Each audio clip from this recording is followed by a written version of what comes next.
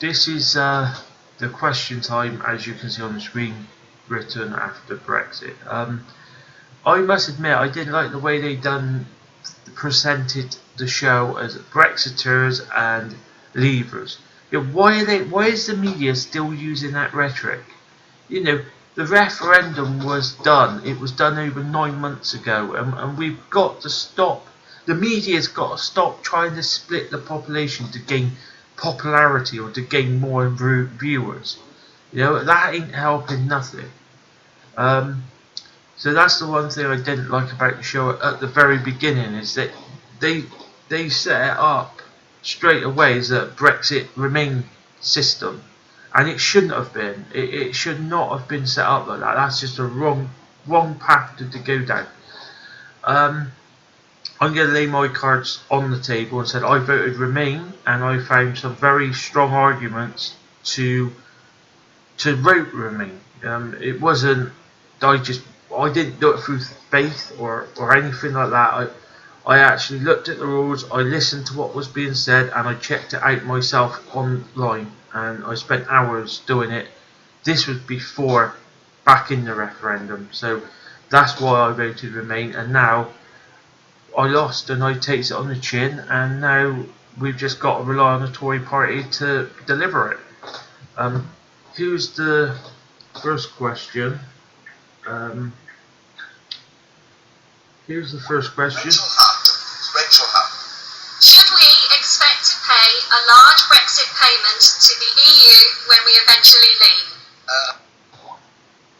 So this question really comes down to the fundamentals of the financial situation. We all know we're in, the EU governments are in a mess. The banks are still in a mess. The same for the UK. The UK government is massive debt, and our banking system is still in massive debt. If anything, they've been encouraged to do more debt, lending more mortgages money, lending more money in. So should we have to pay a one-off payment to leave the club? If we don't want the euro to collapse, yeah, we have to. Let me refresh. The fact is, if the euro collapses, the pound goes with it. Our banking system goes with it. This is mutual destruction. If we didn't pay that, and then suddenly the EU collapses because of each country's individual banking system collapses, that's the end of the euro. The euro will go down, and then our banks will get hit by that due to the fact that the banks has gone down there.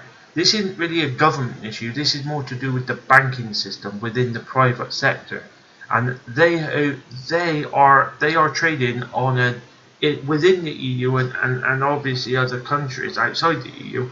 But we're just talking about the EU, so our banks will take a massive hit if the EU did go down, or if the euro did go down.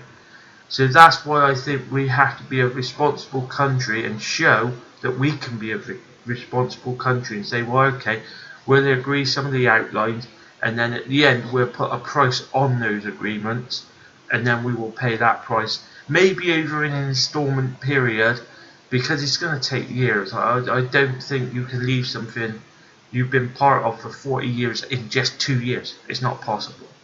I'll move on now, because I don't want it really to go over longer than 15 minutes, which there's a lot of questions to get through. So this is question 2. Can we have your question, Matthew? Is Theresa May right to say that no deal is better than a bad deal ahead of the Brexit negotiations? This is just a rhetoric thing before debating it. Let's be honest. No, it's just a rhetoric thing, isn't it, really? That's why this is a stupid thing, because the government, you've got to try and set up your rhetoric to make yourself seem like you're stronger than you are, when the reality is, we know we're not strong. That's a universal thing between the EU, the euro, and the pound, and our government, the UK government. The debt is the crippling problem, not anything else, but that's being brushed under. we're told as individuals, do not turn our back on debt. Well, when you see governments just sweeping the debt under the carpet and using quantitative easing to as a sticking plaster, it's no wonder why everything's falling apart. It's madness. Theresa May's just doing rhetoric to try and make it sound like we're going to be tough in the negotiations, and really it's a non-issue from my point of view. I'll move on to the next question to try and get through them quickly. Number 3. Will there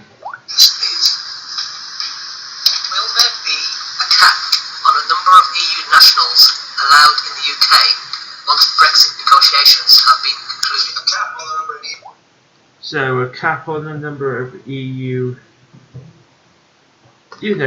We've got to ask is, where do they all go for jobs? Most immigrants are working within one of our public sectors, and if we start saying it's stupid, the government should never put a cap on anything, because once you put a cap on it, it's like a target for people to hit or go over.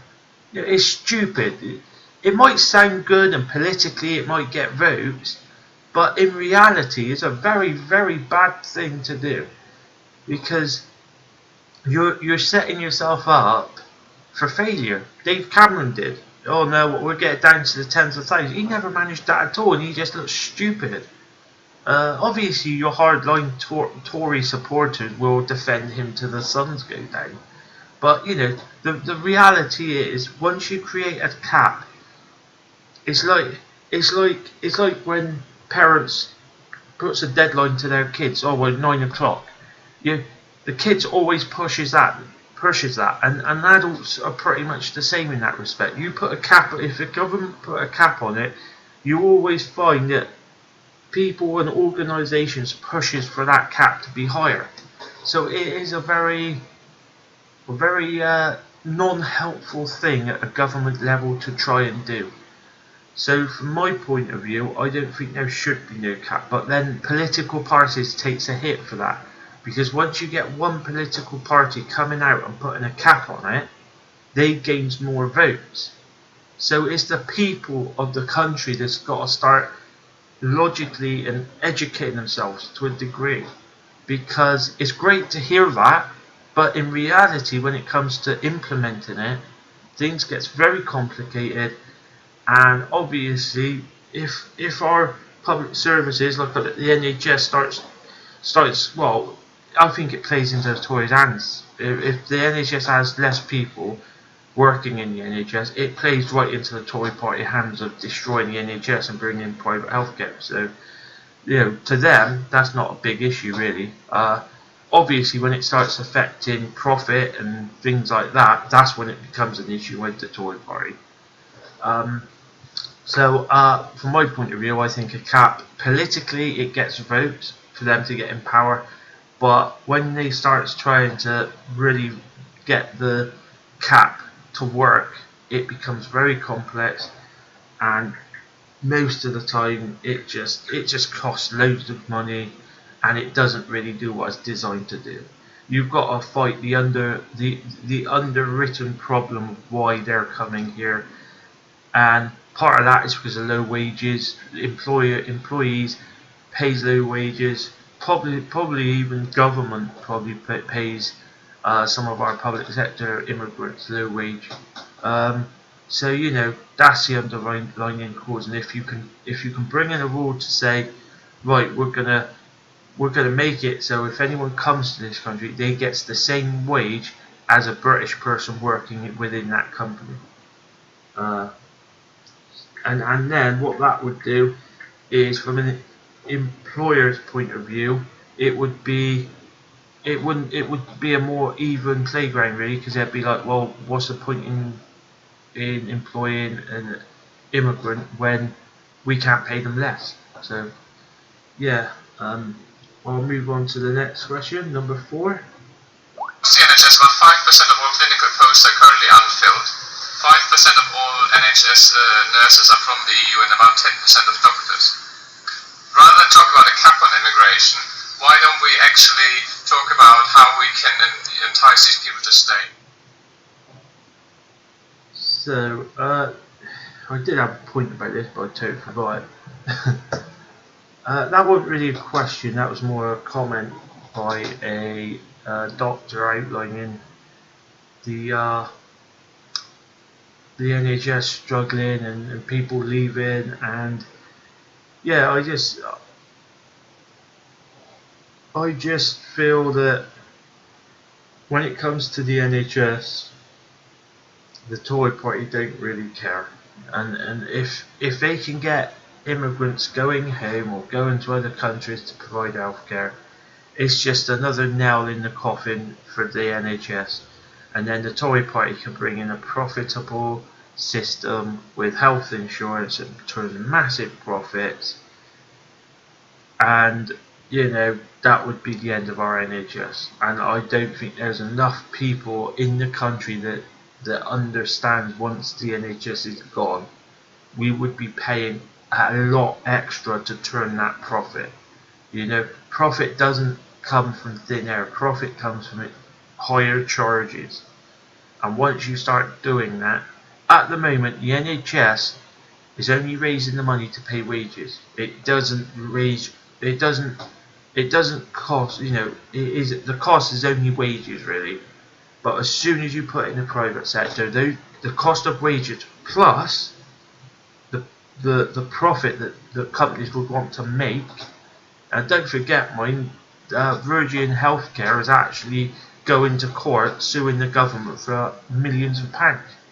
So it's just madness.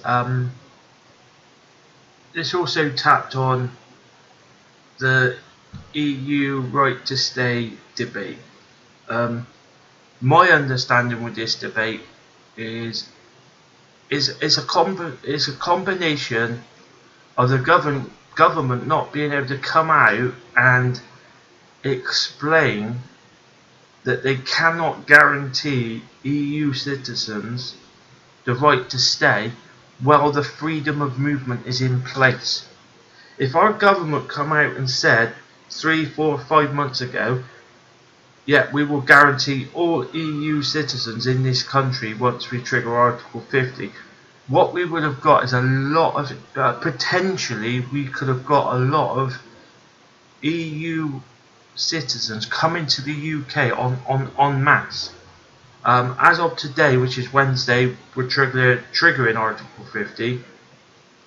Once we trigger Article 50, then that's when we could turn around to the EU and say, look, all the EU citizens before today, we will guarantee their rights to stay in the UK, work in the UK, have a happy life in the UK.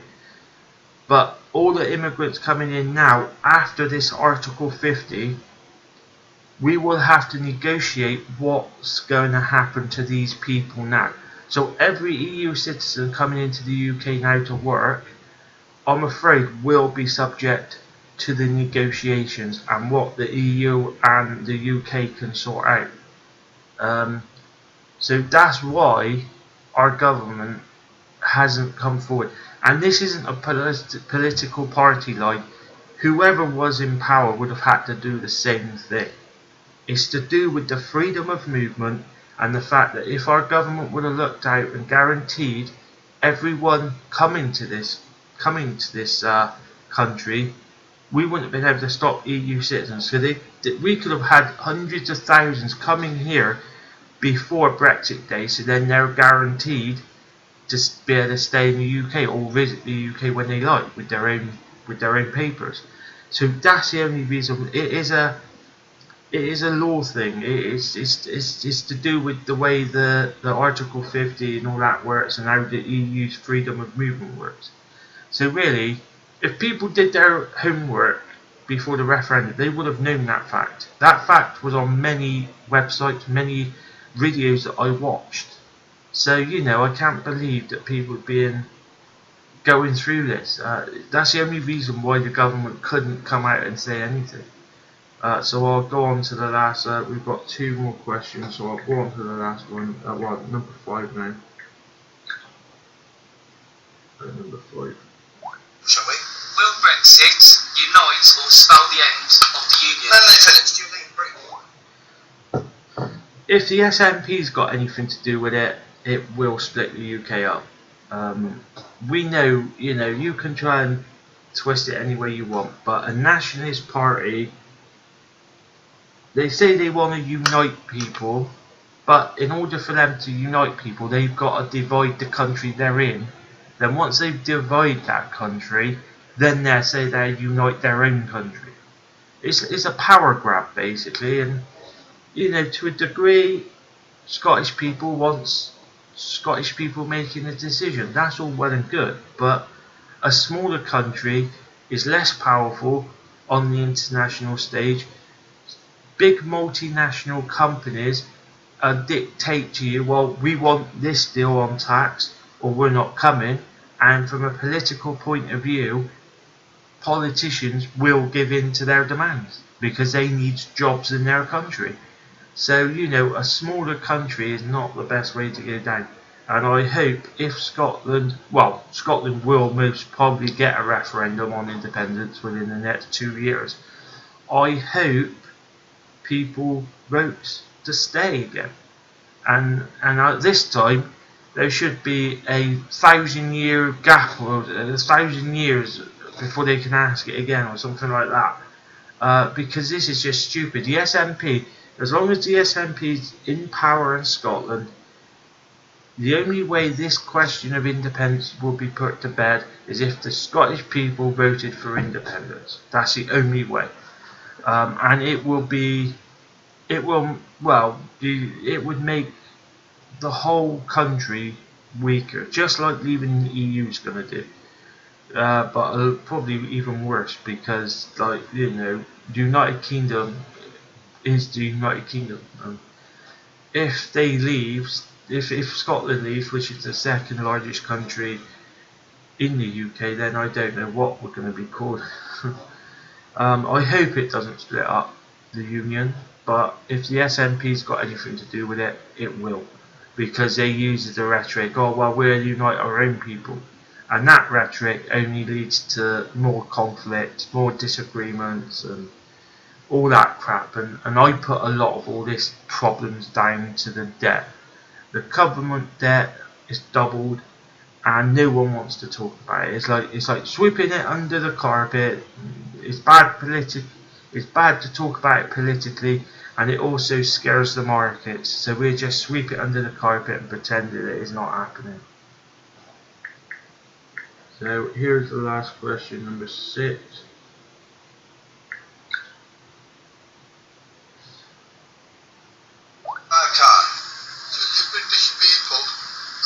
On the final Brexit deal agreed. Alright, let's take this now. I find that question unique. Basically, he said, should the public have a vote on the final deal? From a system and law and how Article 50 is written,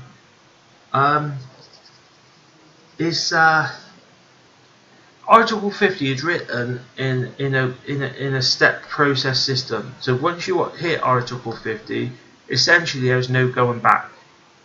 Article 50 is the end line. There's no going back after this. So once we trigger this, the rest of the EU will start setting out what they're willing to give and what they're not willing to give. And you can't say, well, hold on a minute, we're going to stop this process of Article 50 and we're going to have another vote. You can't do that. All of that question is kind of like something that should have been asked in the referendum, and that was 9 months ago now. I'm afraid to say no, it shouldn't. But on the other edge, if the EU felt that they could keep part of the UK in the EU, I'm pretty sure that they would be willing to bend the Article 50 rules. So I wouldn't say that it's definitely not able to do it, because if Germany and France and a few other countries was like, well, okay, yeah, if it saves us billions of euros, we would be willing to work around that Article 50 speech, contract, whatever you want to call it. So that I went through all the questions pretty quick. There's just a few more points. What people, when I was researching it before the referendum, I found out that part of the argument was we could trade with the rest of the world. Well, don't forget we were part of the EU, so we had that trade department, a massive trade department, and all the countries we trade with 13 countries outside the EU. I'll just name them, for example. So we were we had a lot of money traded with all these countries: Canada, USA, Turkey, India, Hong Kong, Japan, China, Switzerland, Saudi Arabia, United Arabs, UAE, United Arabs or something, I can't remember their name, UAE, South Korea, Singapore. Now these are pretty wealthy countries. When I started looking at other countries, you start going down the income scale, and that just makes me laugh. This is one of the key reasons why I voted to Remain, because that rhetoric is just blown away. Albeit all these countries, we did go through the EU, so again, all these countries was going through the EU trade department, but ultimately they were going through it on our behalf to do the trade. So the UK had trade within the EU. Thanks for watching and listening. I know these can be long, but it's just my opinion. I think it's going to be a disaster leaving the EU, but we're going for it because that's what the British people voted for. And I don't blame nothing what the EU does now, because the British people voted for it knowing that there's going to be a lot of problems, and the British people voted for it. So whatever the EU does is going to be spin now as, oh God, Europe is punishing us. No, they're not. They're just looking after their own interests, like the British people thought voting out would look after ours. So I put it all on the British public being scammed by a few well-known politicians that manipulated the situation we're in with the debt, and all the cuts to the people of this country has made it so people who's really bad off felt that there's nothing else to lose to vote out. It's the cuts that's done it. The Tory party's cuts has made Brexit a possibility. And I'm not blaming the people for voting out, far from it.